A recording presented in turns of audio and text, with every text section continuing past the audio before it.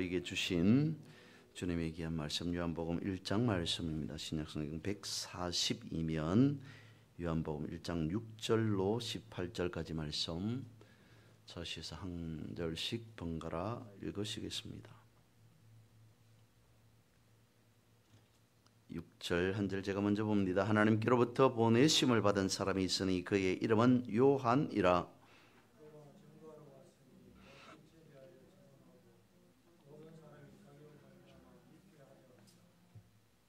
그는 이 빛이 아니요 이 빛에 대하여 증언하러 온 자라.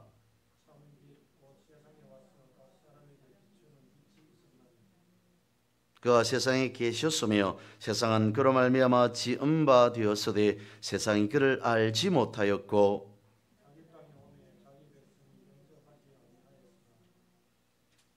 영접하는 자 곧 그 이름을 믿는 자들에게는 하나님의 자녀가 되는 권세를 주셨으니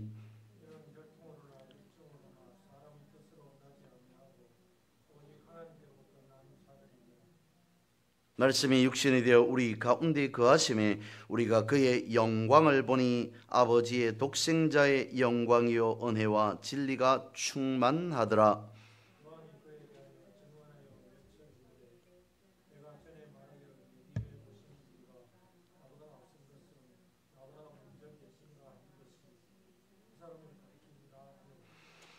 우리가 다 그의 충만한 데서 받으니 은혜 위에 은혜로라.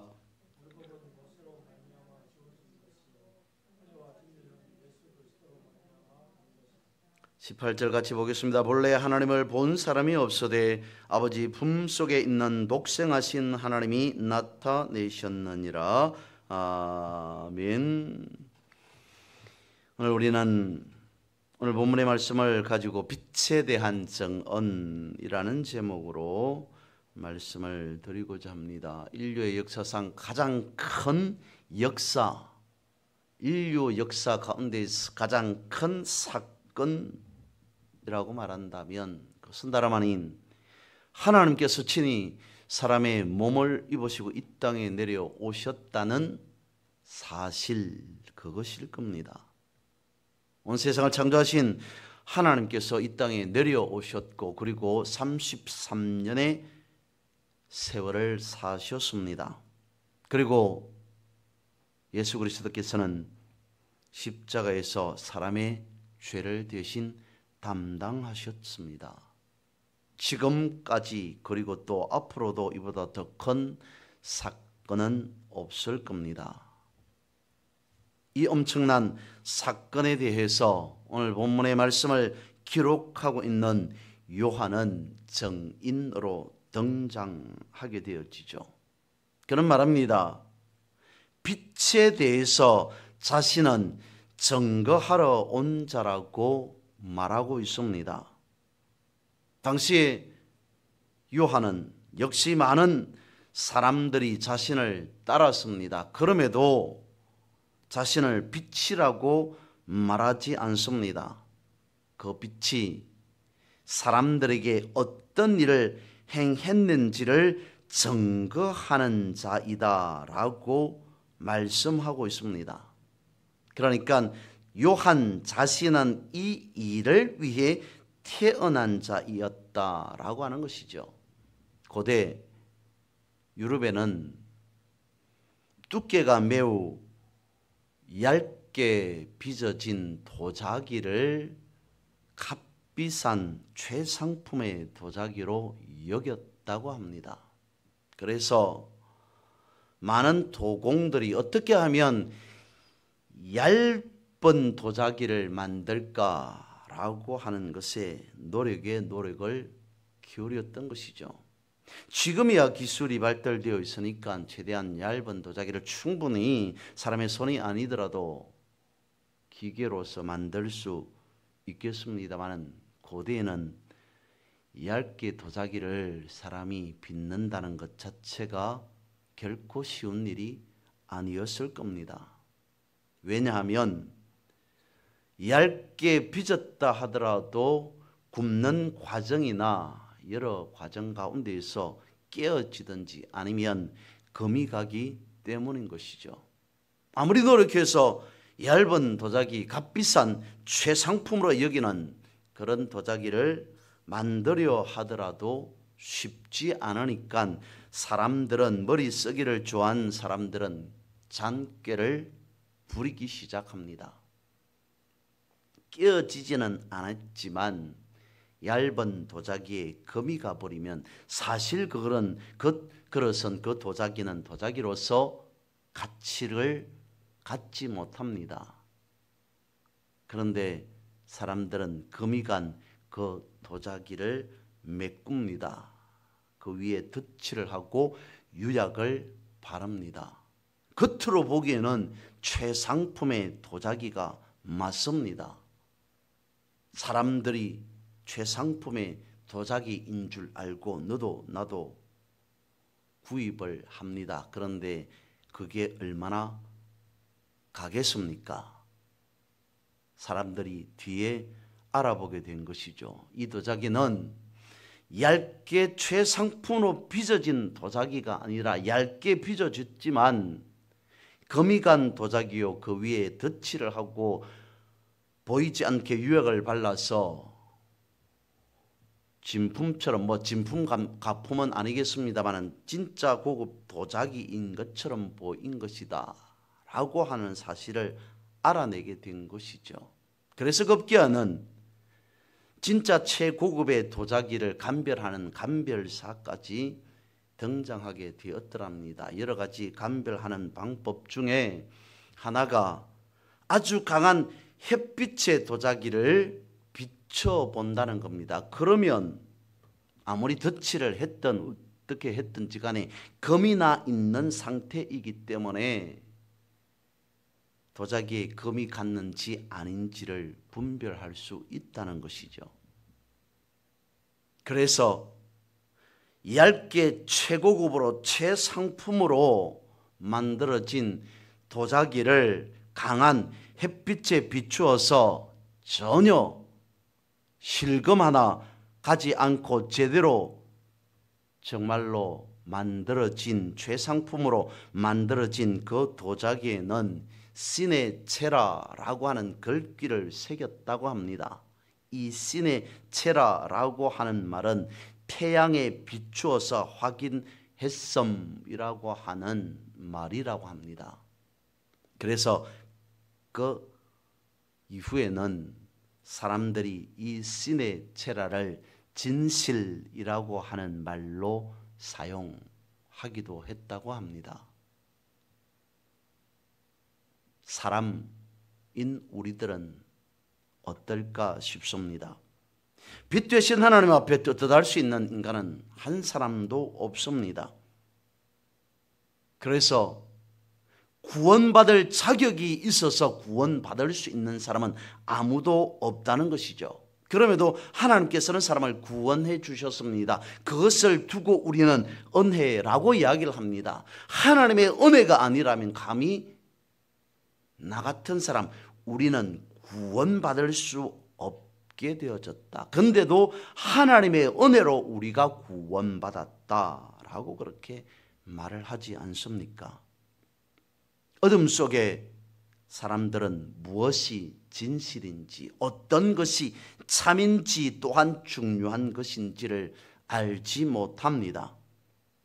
또한 흑암 가운데에서 사람들은 저마다의 문제를 갖고 살아가게 되어집니다.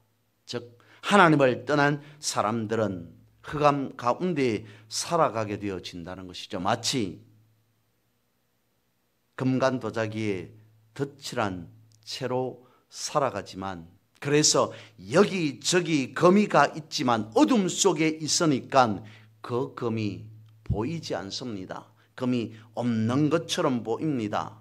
아니, 아예 금 자체가 없는 최상품의 도자기인 그런 인생이라고 생각하면서 착각하면서 살아가게 되어지죠.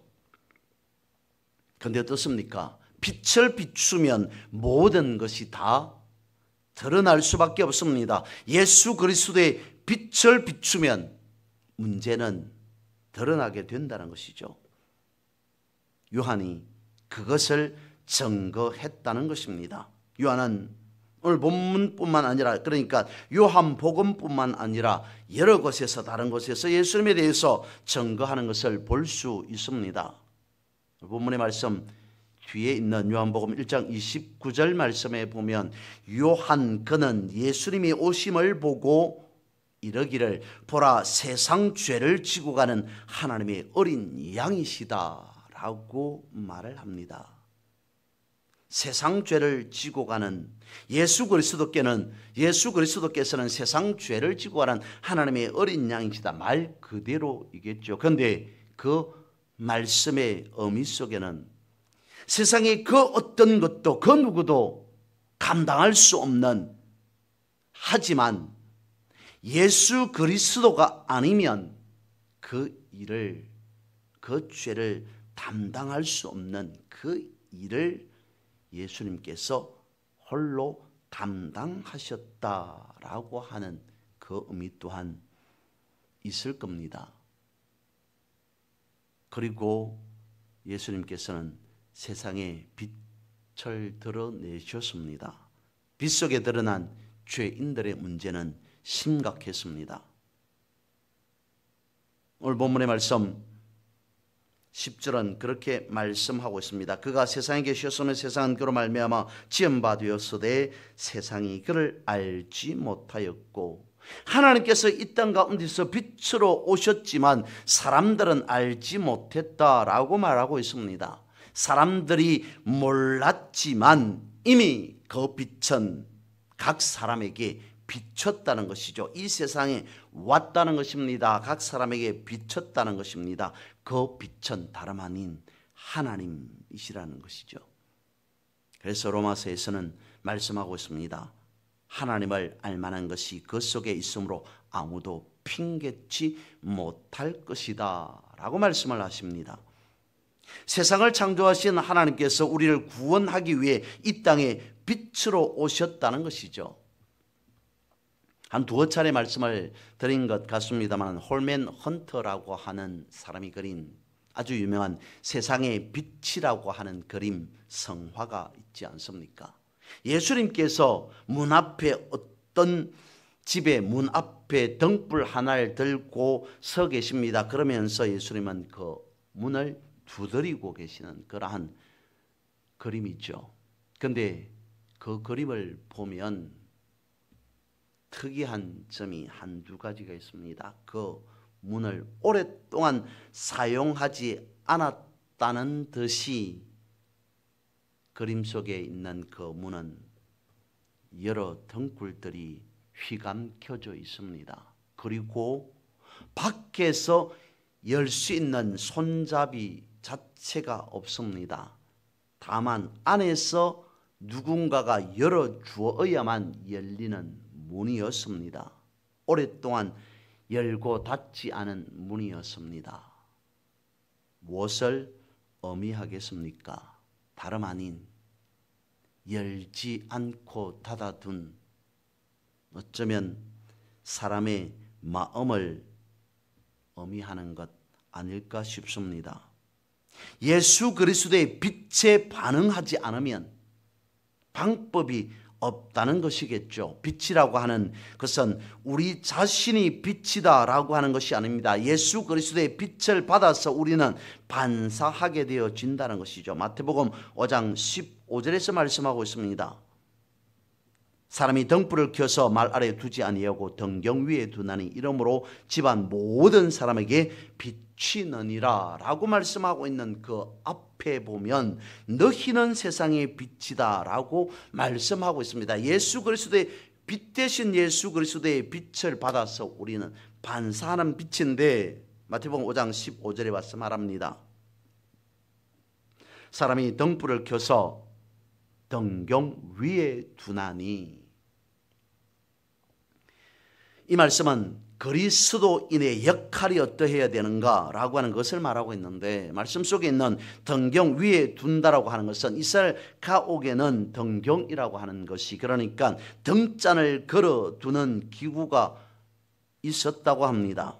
옛날 이스라엘 집은 보통 창문이 하나 정도 있었다고 하는데 하나밖에 없는 이 창문은 높은 곳에 위치해 있었다고 합니다. 그래서 해가 지게 되면 집 안은 금세 깜깜해집니다. 이때 불을 켜서 높은 곳에 걸어 두어야만이 온 방을 비추게 되어지더라는 것이죠.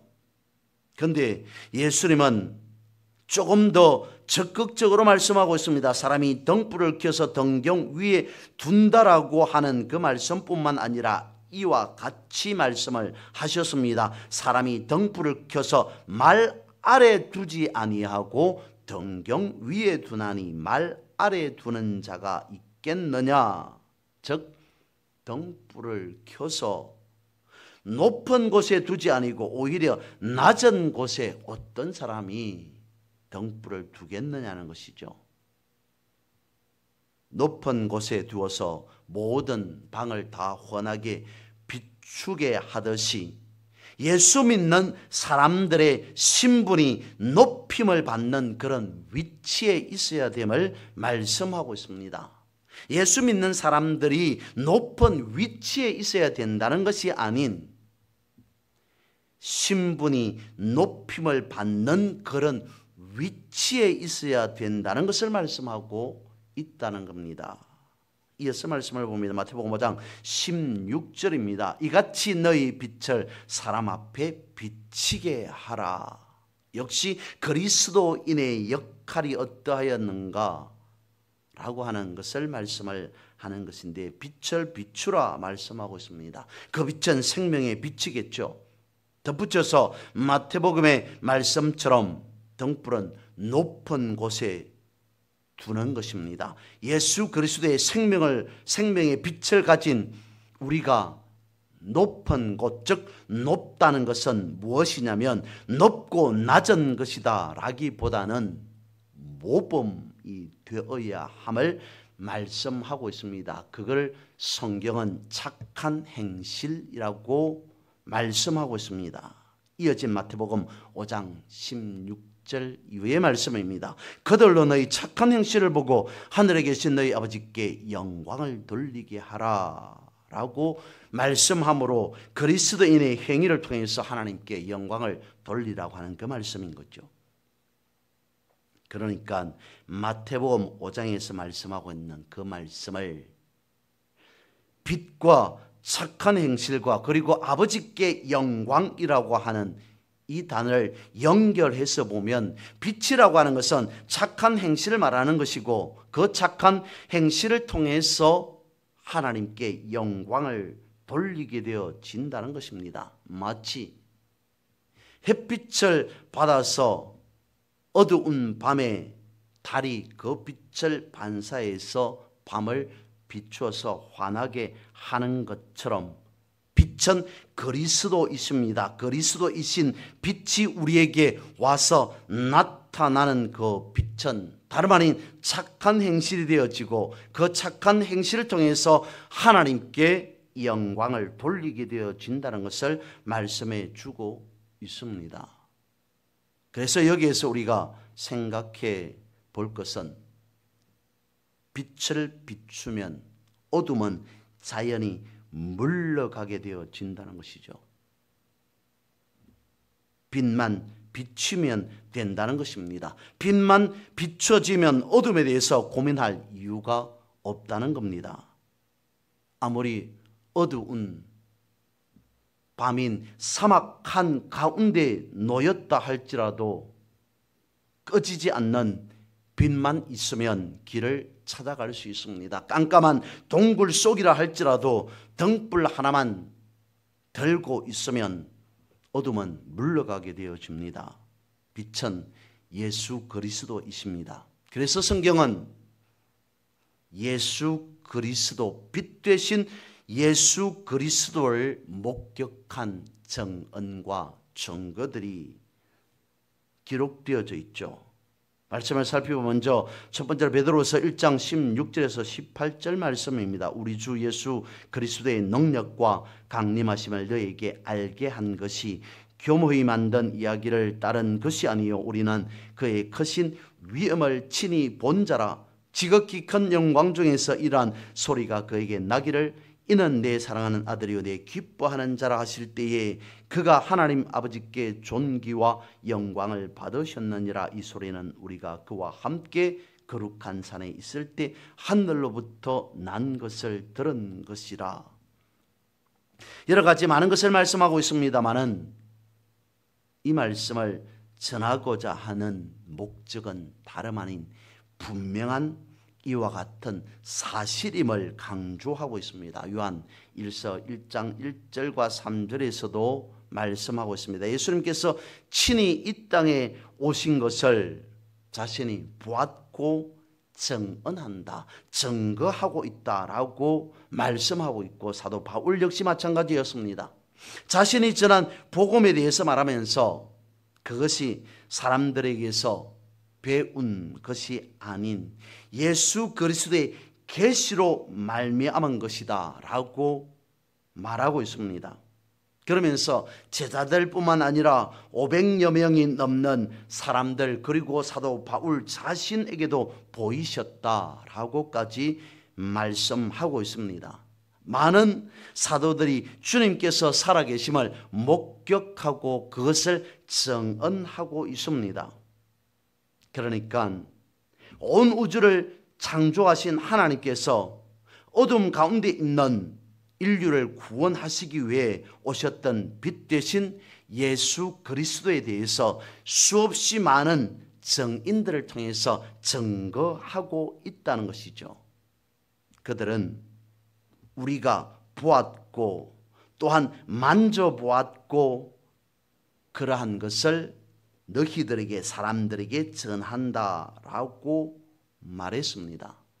이것은 우리가 그것을 받아들이는가 그렇지 않은가의 여부와는 상관없이 명백한 사실이라는 것을 가르쳐주고 있는 것이죠. 우리는 빛의 자녀로서 하나님 나라 안에서 주님의 보호의 날개 아래 살아가고 있습니다.